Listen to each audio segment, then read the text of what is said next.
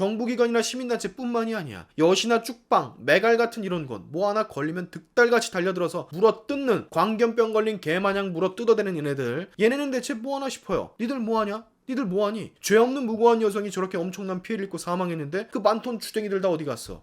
10년지기 동창생을 성노예로 부리면서 2145번의 성매매, 3868건의 성착취물을 촬영한 몹쓸 20대 여성과 그의 남자친구가 있었습니다. 거의 뭐 악마가 꼬리를 내리고 벌벌 길 정도의 극악무도한 향년이죠. 결국 피해 여성은 성매매 수를 채우지 못해 한겨울 차가운 물에 강제로 목욕을 당하다가 저체온증으로 사망에 이르게 됩니다. 그게 26세라는 어린 나이였어요. 우리가 이 사건을 바라보면서 굉장히 무서운 점은 피해자와 피의자는 무려 초등학교, 중학교, 고등학교 총 12년을 같이 지낸 친구 사이였다는 점입니다. 그리고 졸업을 한 뒤 같은 직장에서까지 근무했던 남자라고 치면 거의 뭐 불알 친구였던 셈이죠. 그런 인생의 반절을 넘게 함께한 친구에게 어떻게 이런 일들을 강요할 수 있었던 건지 우리 같은 정상인들은 이해할 수 없는 영역이에요. 저 2000번이 넘는 성매매 횟수, 3000번이 넘는 영상 착취물, 뭐 오해하고 계시는 분들이 있을 것 같아서 말씀을 드리는데 피해자가 여러 명이 아니라 한 사람이에요. 그리고 이 엄청난 숫자가 몇 년에 걸쳐 일어나는 게 아닙니다. 고작 13개월 동안 2019년 12월부터 2021년 1월까지 이 짧은 시간 동안 일어난 일이에요. 너무 놀라우시죠? 하루에 5번 내지 6번 성매매를 시켰다는 소리입니다. 지금 이게.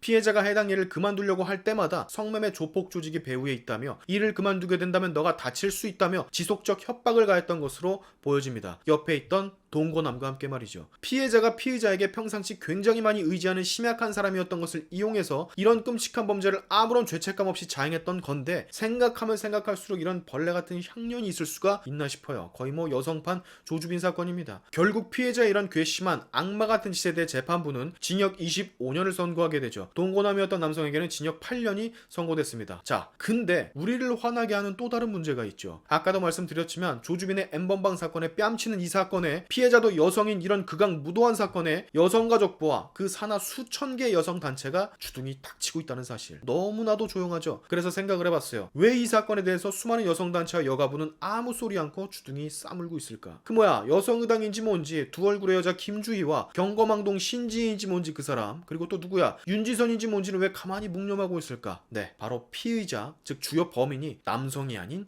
여성이기 때문이죠. 그거 말고는 다른 사건들과 차이점을 느끼지 못하겠어요. 아, 또 하나 있네. 여가부나 여성단체가 정의하는 성매매 피해자들이 아닌 진짜 성매매 피해자라는 거. 여가부나 여성단체 그러잖아요. 돈을 벌기 위해서 본인의 의지로 성매매를 하는 여성들도 피해자라 규정하며 사회 탓하며 여성들이 어쩔 수 없었던 환경에 처해 있었기 때문에 그랬던 것이다. 이러지 않습니까? 막 나라에서 지원금도 주잖아요. 이거 보셨죠? 인천에서 옐로우하우스 성매매 여성들에게 새로운 인생을 살려면 몇 천만 원씩 지원금 퍼주는 거. 우리 세금으로.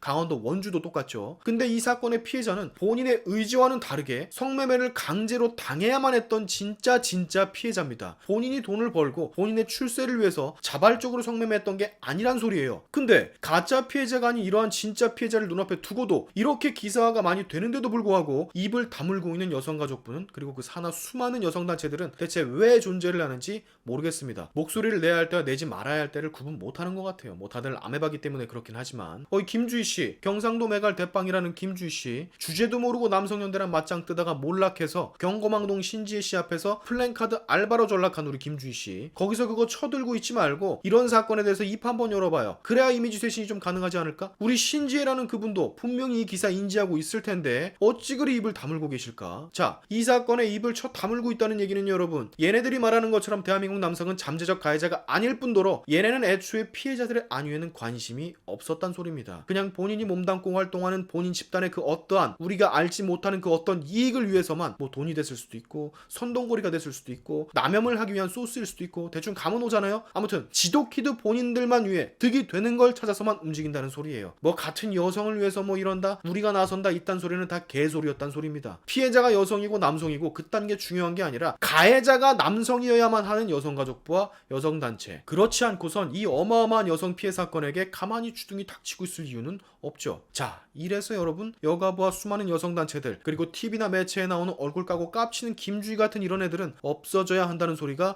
저절로 나오는 겁니다. 심지어 가해자가 여성이라 얼굴 공개도 안 하죠. 조주빈은 무슨 순식간에 공개하더만. 정부기관이나 시민단체뿐만이 아니야. 여시나 쭉방, 메갈 같은 이런 건 뭐 하나 걸리면 득달같이 달려들어서 물어뜯는, 광견병 걸린 개마냥 물어뜯어대는 얘네는 대체 뭐 하나 싶어요. 니들 뭐하냐? 니들 뭐하니? 죄 없는 무고한 여성이 저렇게 엄청난 피해를 입고 사망했는데 그 많던 주댕이들 다 어디 갔어? 가해자가 또 뭐 여자라서 남자가 아니라서 가만히 있는 거야? 에라이 덜 떨어진 하자에 있는 아메바 같은 옌병을들아. 니네 뭐 매년마다 성폭행 살인 범죄 뜨면 아주 기사들 몰려가서 베스트에 끌어올리고 대대적으로 부각시키더만. 이 침묵은 대체 뭡니까? 디지털 성폭행 근절시키겠다면서. 조주빈 얼굴 공개 누구보다 앞장섰잖아. 여성폭력 방지법 누구보다 앞장섰잖아. 이 사건은 이 모든 게 포함되어 있는 응축된 사건인데 왜 다들 입을 다물고 있는지 모르겠어요. 이 버러지들은. 자 여러분, 그렇지만 우리는 여성가족부나 여성산하단체 그리고 수준 떨어지는 여초 카페 꼴패미들, 얘네들과는 다릅니다. 이 사건의 범인이 여성이라고 해서 모든 여성을 싸잡아 비난하고 여성이야말로 잠재적 가해자라느니 뭐라느니 말도 안 되는 개소리 씨부리면서 손가락질하지 않는다고요. 그쵸? 왜? 아닌 건 아닌 거니까. 자, 여성가족부와 수천 개의 여성단체 그리고 관견병 걸린 매갈과 여초 애들이 사라지는 그 날이 오면 그때야말로 대한민국 남성과 여성의 평화가 찾아올 겁니다. 이 점을 모두 잊지 마시길 바라면서 오늘의 샤인튜브